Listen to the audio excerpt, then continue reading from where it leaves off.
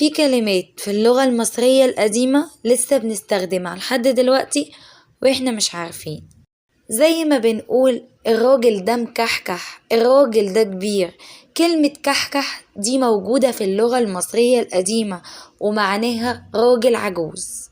وزي ما بنقول ده كركر على نفسه من الضحك، كلمة كركر دي برضو موجودة في اللغة المصرية القديمة. زي ما بنقول على البنت الصغيرة نونة، نونة دي في اللغة المصرية القديمة موجودة شبهها وهي نيني، ونيني يعني طفل صغير.